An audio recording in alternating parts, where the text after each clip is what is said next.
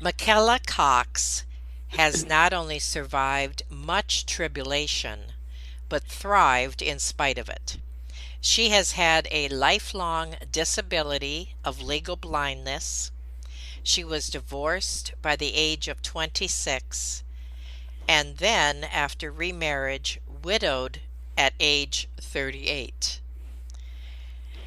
One of the things that she said on her website that I really appreciated and wanted to share with you today is this: a disability can make you feel very helpless and without options, but she will show us how to overcome that.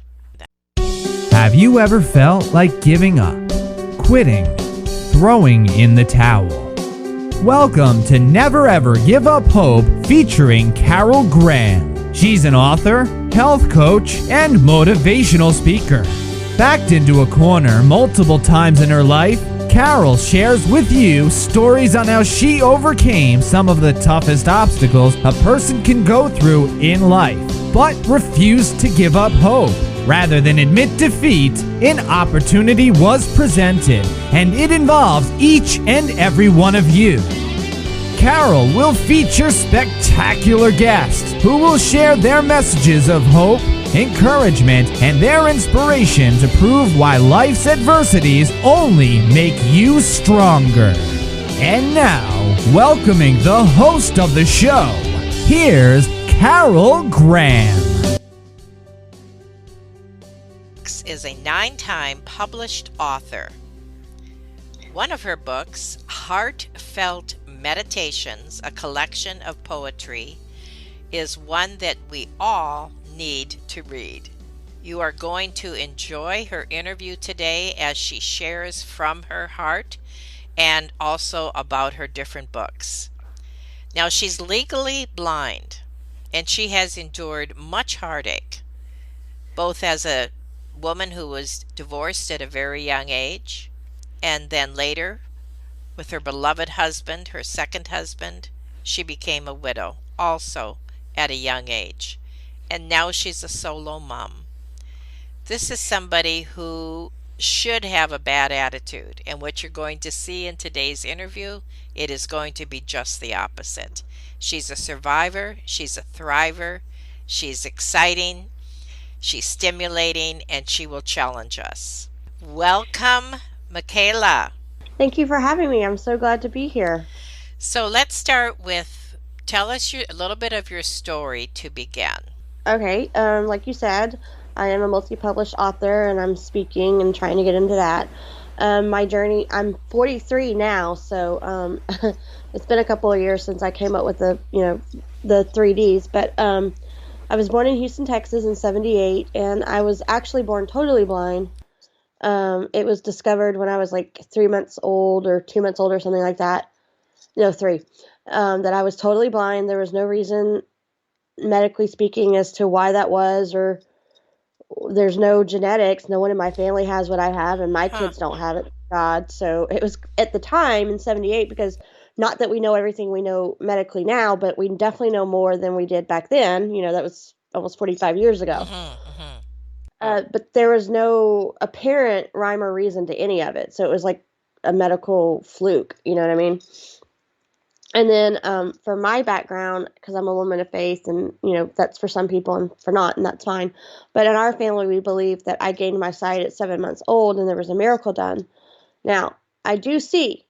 I do have my vision, but it is impaired. So I was blessed to be given my vision at 7 months old, despite the fact that it was and impaired. But yes, there's not been a day that I've taken or had a breath that I've taken or that I won't take or will have that it will not be viewed the world through impaired eyes. It's permanent. There's nothing they can do about it. So it's here to stay. It's not going nowhere.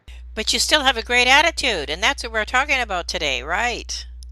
Yes. And I appreciate that because you've also gone through a lot of other trauma. So share a little bit of that story too. Well, fast forward to, I got through childhood with challenges of academics and socially and all that stuff that goes with it. And that's a lot of individual stories in of itself. And you get through high school and then you go to college, right? So I went to college. I graduated from college, but I did what a lot of people do. You find someone, you fall in love, and after college, you decide to get married. Do the typical. And you think it's going to be your happily ever after. Well, not so Right. much. Not one. Surprise, surprise. You hear the music cueing, changing in the movie of the plot twists and turns. So, yeah, so I got a divorce. It just became an untenable situation, and there was a lot of things going on with that, and I decided it wasn't something I could be a part of anymore. So I got divorced at 26. It was very challenging, the marriage was, and the divorce process was, because I didn't grow up believing in divorce. My parents have been Mm. married into this month 47 years and been Hmm. together 50, including dating, so half a century. Wow. Wrap your head around that one, which I think is, amazing, and I thought that was going to be what was going to be a part of my life, but apparently not yet. So we'll see what happens later on down the road. But so I got divorced, and that was in '05. And then after being divorced for not very long, although I hadn't been with my first husband for almost a year, and had done counseling and a program called Divorce Care. It's an amazing program for anyone who's looking for a good resource. But I met the who would be my second husband, although I didn't know it at the time. It would end up being the love of my life in May of '05, and we got married in '07, and then we had almost 10 years together married and almost 12 years together, including dating. And then April of 2017, he unexpectedly, tragically passed away. And at the time, I was 38, and my children, who are now 8 and 11, but they were 3 and 6 at the time. Definitely not the oldest, but definitely not the youngest either. So, very young age to be hit with such a hard thing. So, Yes, and that of was course. And how did you do it. cope? Depends on what day it is. No, I'm kidding. Good. I mean, some days are better than others. We're headed into a rough time of year for a lot of people that are going through grief, and we're fixing to be in Thanksgiving, and this is our fifth Thanksgiving and their Christmas coming up without him. But at the time, it was anyone who's been through grief, you're pretty much in shock and on autopilot and numb the whole first year, really. And I, I remember the night that I found out that he was gone. I just remember standing there, not really able to hold a thought in my head. But what I did know is I didn't know what was going to happen. I didn't know how it was going to play out. I didn't know what it was going to look like. I didn't know anything. You can't know anything. You don't even know what you can't know at the time. But I did know Mm. that I had to do what I had to do and get the job done for my kids. That's all I knew. That's the only thing I can think of is it doesn't matter what I'm going through. It has to be the kids. When did you start writing? At what point in your life? Oh, I've been writing forever. I've always written. It's who I am. It's what I do. It's a part of me. If I'm not doing it, I'm obsessing about it. I wrote my first piece. I was a weird kid. I wrote I wrote my first piece in second grade. I was living in Texas at the time 'cause that's where I'm originally from. Um, and I decided, I guess I was upset about, I think that was the year the Supreme Court decided you could burn the flag in this country, and it was considered First Amendment rights or somewhere around there. And Hmm. I was all hot and bothered by it and thought it was awful, and I had to say something about it. So I decided in second grade to write an editorial and submit it to my local Oh newspaper, my and they did. goodness. Yeah, and actually, since you mentioned We the People, it's actually I showed it. I printed it in the beginning of that book to show the very early planted seeds of my weird passion for politics, because I was hot and bothered about it in second grade, although I did not understand it in second grade the way I do today. And then I wrote my first poem in fourth grade, and obviously what I write now is not what I wrote as a kid, but I've always written.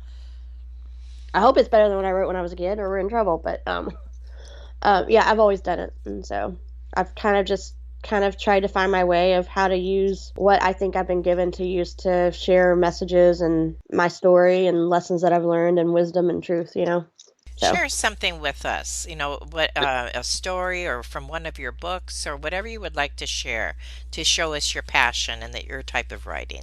my writing is, for the most part, is nonfiction. I mean, I might pull a fiction book out of my head one of these days, but it's not my strong suit.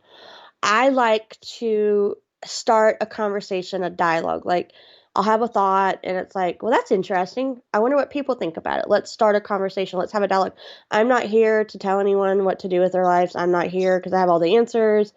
I don't have it all figured out. I can only share what I've learned and what I've grown in, and what truth and wisdom I've gained from my own Hmm. experiences, Hmm. and I think some of the topics I write about, like politics and religion, are kind of sensitive subjects. So if you give it in a way that's kind of casual and clever and funny and lighthearted, and just saying, hey, this is just simply what I think. I'm not trying to be in anyone's face, then it makes the dialogue that probably needs to be had about it a little bit easier to open up, and people are more comfortable and more willing to engage, you know? I like that attitude. Would you be able to share something that you wrote in that vein politically? Yeah, the first book that I did, it released in 2020, and I'm getting ready to start researching the second one for this year in 2022 in that series. Because I currently have 5 series I'm building out. But it's We the People, the book that I wrote about that, it's not about Washington. It's not about who's on the right, who's on the left, or who's actually right or wrong. It's more about, I feel like as Americans, we need to be informed and we need to be educated. We Mm, can't change things in our, whether you agree with what's going on in our country or not is not the point of this conversation. The fact of the matter is, if you're not informed and educated, whether you agree with it or not, you can't make any change one way or the other. It's like I say a lot, if you're playing football or baseball or basketball, you wouldn't go on that baseball diamond or that football field expecting to play the game if you didn't know how to play the game because you didn't understand the rules. You have to understand the rules of this country, agree with them, don't agree with them, in order to know what this country is and to know how to make it work. And then if you want to go change it once you understand it, then more power to you if you don't like it. and what kind of feedback are you getting?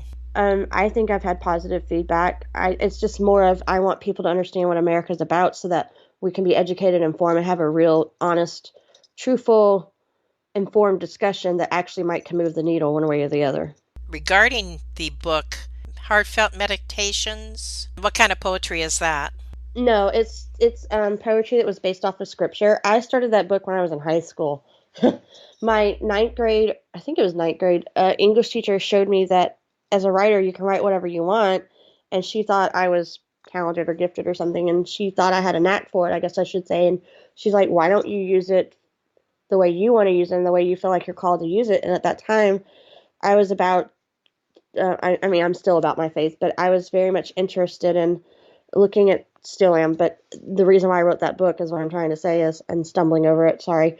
I had a lot of people that were important to me and I wanted to show them like how much they meant to me. So I would take their favorite verse and expound upon it and put it in a poem. Now, when I say a poem, it is Oh, free verse. It's not like Shakespearean iambic pentameter. I am not that talented when it comes to poetry. It is strictly free verse. I am lucky if I get it to rhyme. I'm like, wow, that was amazing.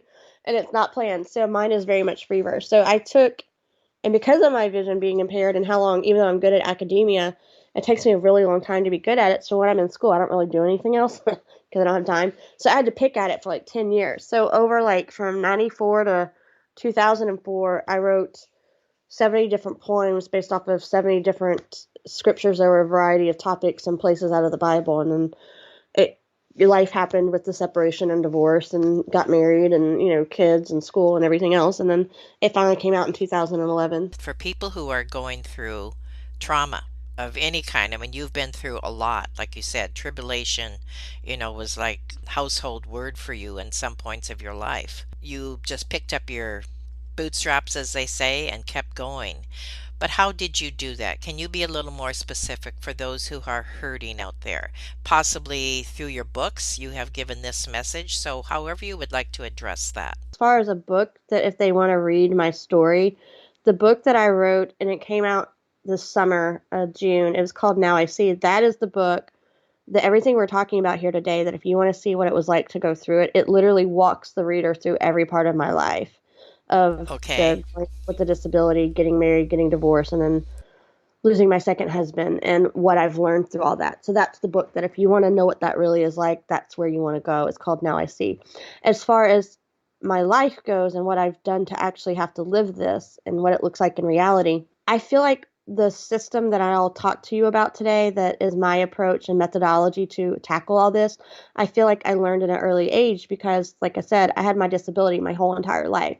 So I came into this world already having a challenge ahead of me, even though I didn't Mm-hmm. know. Mm-hmm. You know what I mean? It was like you're born, you're blind, and you don't even know it because, you know, when you're a baby, you're just trying to figure, you don't know anything. There's no way you can. And so a lot of these things that we'll talk about, I learned at an early age. So they were already in place as like tools in my toolbox to help me through the more challenging things as an adult, you know, later on. So they were always kind of like muscle memory.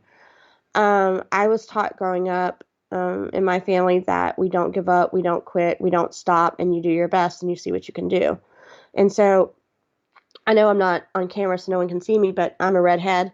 I'm a Southern girl. I'm from Texas, so I have a lot of grit to me. You know what I'm saying? I'm kind of spicy and funky, and my personality lives up to its reputation of being a redhead and a Southern gal. I always wanted to do my best and see what I could do, and a lot of um, the the root cause of my vision is called optic nerve atrophy or atrophy. And I don't know if you have any medical professionals listening in your audience, and they probably explain it way better than me. But in layman's terms, it basically means your optic nerve is totally jacked. Like it's totally screwed up and doesn't work at all the way it's supposed to anyway. And Hmm. so it's your optic nerve, if you've ever seen it on a graph or like an anatomy and physiology class or your doctor's office, it's like a certain shape and a certain color. Mine's not. It's the wrong shape and the wrong color. Hmm. And so the bloodstream doesn't go through the way it's supposed to send the signals to the brain to tell the brain what to perceive to send to your eyes. So it's a processing issue, among other things. And so the doctors thought there was going to be a whole lot of other stuff that went with it. I don't know if it does or doesn't because I've not experienced it. But for some reason, if there is, for most people, I haven't had it. So they told my parents all these things they thought I'd never be able to do. And my parents didn't buy into it. And they basically said, well, God blessed her with her sight. So let's see what she can do. And as long as she's doing her best, then. Mm. And so I was raised with the don't quit, don't stop, don't give up, and give it your best shot. And so basically telling me no is basically a sure bet it's probably going to happen. I don't do that well. And I don't know another way to say this. I basically have told the world, in a manner of speaking, you know what? You can hold my beer or whatever beverage you choose and sit back and watch. Now, that's not to say I that it has. love that. That's a perfect attitude. I'm not saying it hasn't been challenging and there haven't been No. had to overcome, but it's the choice I've always made, and that kind of starts me on the process of. I have 5 steps that I think have served me well through all of it, the vision and the divorce and the losing of my husband. Basically, whenever life tries to knock you on your butt and throws you a curveball. And What like I are said, those what are those 5 steps? Carol Graham would like to show you the path from misery to miraculous triumph in her fast-paced memoir, Battered Hope. She relates her determination to succeed as someone who experienced one horrendous nightmare after another. Gang raped and left for dead, loss of a child, husband falsely imprisoned, and cancer. Nothing could break her tenacity or faith. No matter what you face, heartache, loss, suffering, or injustice, Carol will illustrate how she became a victor the same way you can. The secret is to never, ever give up hope. Order your copy at Amazon or batteredhope.blogspot.com. learned them early in life, so they were already in place when I was an adult. First of all, life is a choice. That's not to say that it's not a hard choice, but it is a choice. Our life's journey is a string of our choices put together that helps determine where we end up. Where you end up has a lot to do with what choices you make. If you make one set of choices, you'll end up a different place. You choose the other side of it, you're going to end up on another side. And I like to say it's a choice because it is up to us. We may not choose our circumstances, the hand that we're dealt, but we do get to choose what we do with it. I didn't choose to be born blind. I didn't choose to have a disability my whole entire life. I did walk away from my first marriage, but I did not choose the circumstances that my husband did to create an untenable situation that was no longer viable and not worth dealing with. That was a lot of messy stuff. And I definitely did not choose to lose my husband at 38 and my 2 small Right. children at the Right. time at 36 lose their father. My son has been alive longer. He has had more time not with his father than he did with his father at this point. And my daughter will come to that day as well when she's 13 and something. So my son's already lived longer than the time that he had with his father. We didn't choose that. I wouldn't wish that on anybody. But think of yourself as like an artist who gets hired for a job. And we all know when you work, you have to do what the boss says, like it or not, right? If you want to get paid anyway, and you're smart about it. And this person hired you to do this creation, but they gave you materials that you don't exactly like, and it's not exactly your artistic forte, but you have to do it. So you may not be happy about you having to work on a material or with materials you don't like, but it's still in your control to choose to make this beautiful creation for them and accomplish the goal. That's in your power. That's what you have control over. So I have control over, okay, I don't like these circumstances I've been given, but I can either not do anything about it or choose to let it stand in my way, or I can say, okay, this sucks, but what am I going to do about it? What am I going to do to figure it out? How am I going to still do what I want to do and make it be what I want it to choose to define my life for myself and not be defined by my circumstances. Very well said. Excellent. Tell us a little bit more about some of your books. Like one of the ones that you had shared, I think it was one of your newer ones that you'd like to discuss, is Take a Sip, Take a Breath, and Go. I love that title. That was a series that I wrote when I became a new mom. Or, well, actually, I take that back. I did write it about becoming a new mom. I wrote it 5 years after the fact when I was out of grad school because I didn't have time to write. I wrote for the professors, but I didn't write my stuff. I had to basically percolate and brainstorm ideas for 5 years and sit on it till I got out. It was basically, I realized, wait a minute, this is when we were living 26 hours away from most friends and family. I do have some friends on the East Coast, but at the time when I became a new mom, I was away from most of my girlfriends. I wasn't near my parents. My husband was with me, but he was in the military, so sometimes he was gone.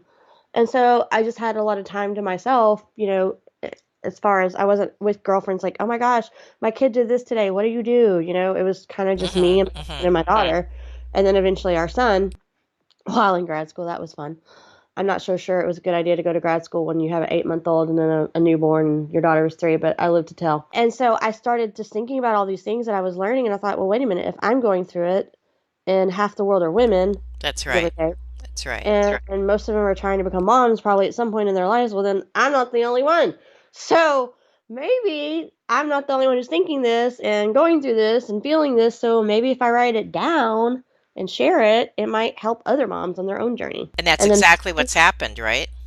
I hope so. And then book 2 just came out in October. So And what was that one again? take a double shot, take 2 breaths, ready, set, go, continuing the journey through motherhood. It was about becoming a mom of 2 kids instead of just 1. Don't you have a new release on the Book of Scripture as well? That came out 2020, June of 2020, excuse me.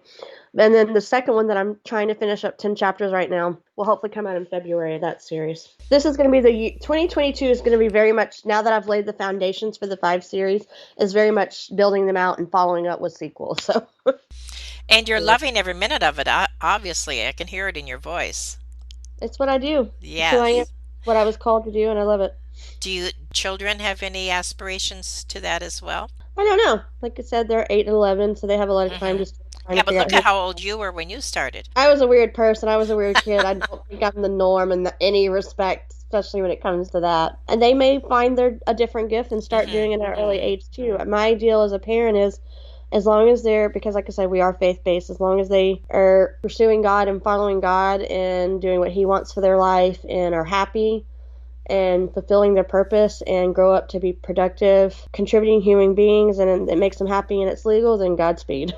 So is there anything else that you would like to share? I mean, you have given us many tidbits, and I'm jotting some notes down because I want to put this on your webpage as well, which is going to have there'll be access to all your books, etc. Is there anything else that you want to leave the audience with today, whether it's in summary or encouragement or Other anything that's on your heart?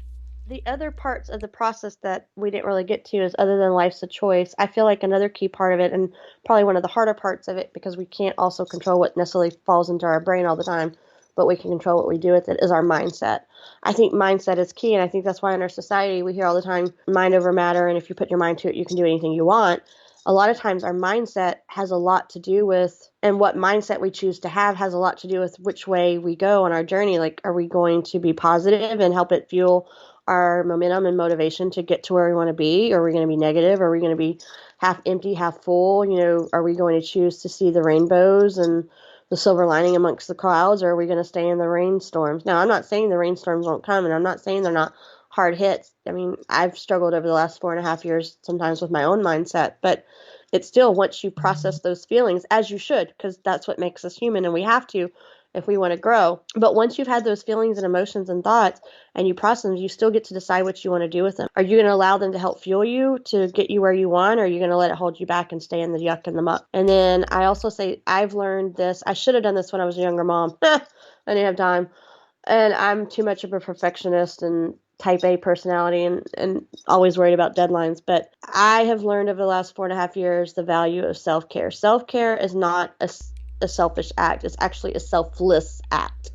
and it's a necessity for a lot of reasons. But I will say this, when you're going through grief, self-care can make the difference between drowning and surviving and keeping your head above water. Grief doesn't really get, if you want to survive grief, grief doesn't really give you the choice. You have to do self-care in grief, period, in the story, or your journey will be a lot more rough. Trust me on that one.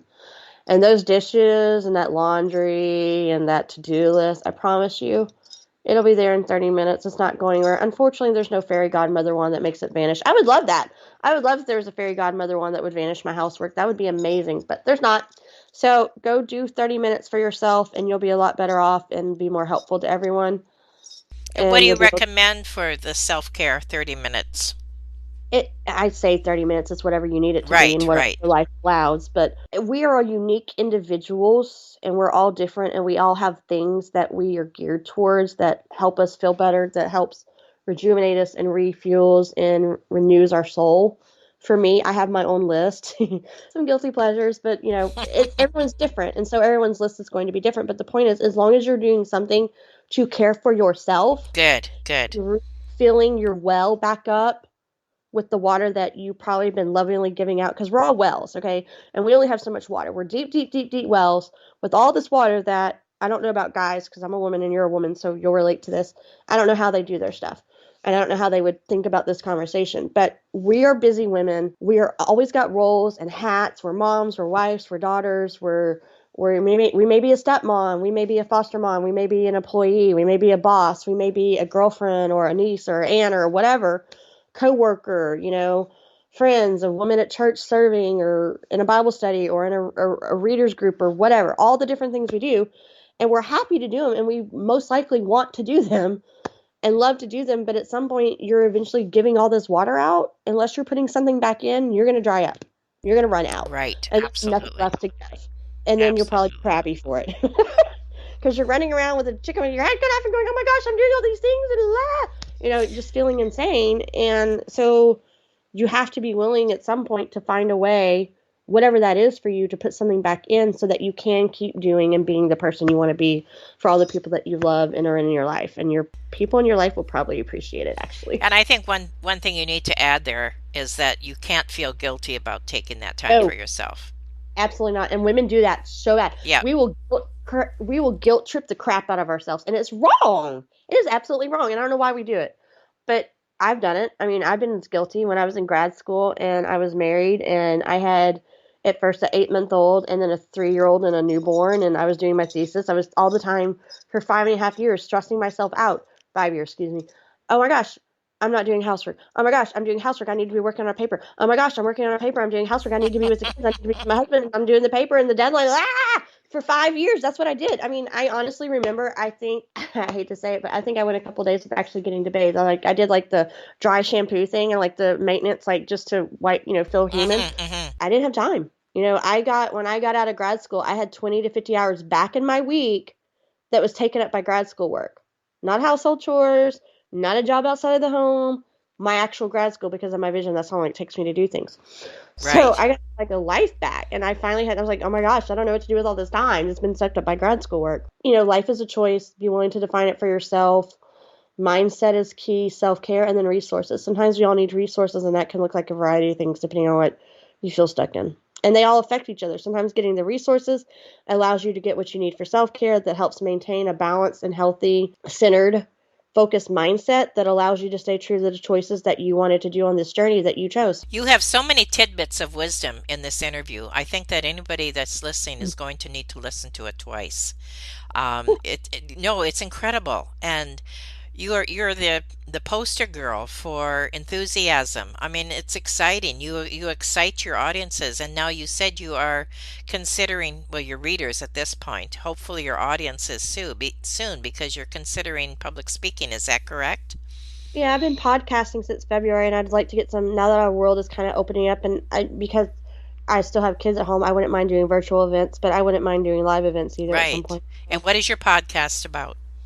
I don't have a podcast. I'm just on podcast. Oh, on podcast. Sorry. Okay. Well, maybe you need to get one. People have told me that, and that might happen at some point, but I have so much to do as is. I'm Right. just like, I don't even want to try and figure that out right now. Not to say that I'm saying no to it, but Right. just right now writing 5 series and trying to get into speaking and trying to get TEDx talk and all the things and all the things that go into self-publishing. It's like, okay, Michaela, you need to learn how to say no. No is a good word. And you also have children. Yes, I do. I have 2 kids. Don't let's forget that. I have 2 kids. Yeah, right. Amazing. I would say the call to action that I try and tell people that I hope empowers and inspires them is life is a choice. You need to be willing to define it for yourself. And we get one shot at this. So you need to travel your journey well and do your best to thrive in it. Very well stated and an excellent summary. Thank you, Michaela. That has been exciting. I know that my audience is going to love your energy and will take, hopefully, what you have said today and apply it to their own lives, because that's what you're doing, why you're doing what you're doing, is to help others, because you're that type of personality, right? I do my best. I have my moments. I try. Absolutely. No, you're doing a fantastic job. If I have to have all these lessons that I've learned, then people are going through them too. So maybe I can help and share some wisdom to help them. Exactly. At least something will come out of it, right? Well, I think that's most authors and most people that I've interviewed on this show say the same thing. Just like you said in the beginning of this interview, is that because you have been there and this has happened to you, there's probably a lot of people that it's happened to out there as well. And we encourage each other, we help one another, and that's obviously what you are doing. So I thank you so much for being on Never Ever Give Up Hope. Thank you so much for having me. Thank you for listening to Never Ever Give Up Hope, featuring Carol Graham. Did you know that most people succeed because they are determined to? Quitting was never an option. Carol loves your comments and will respond to each one. So please subscribe and review this podcast. A rating of 5 stars would be outstanding and appreciated. Remember, if you are still here, there is always hope.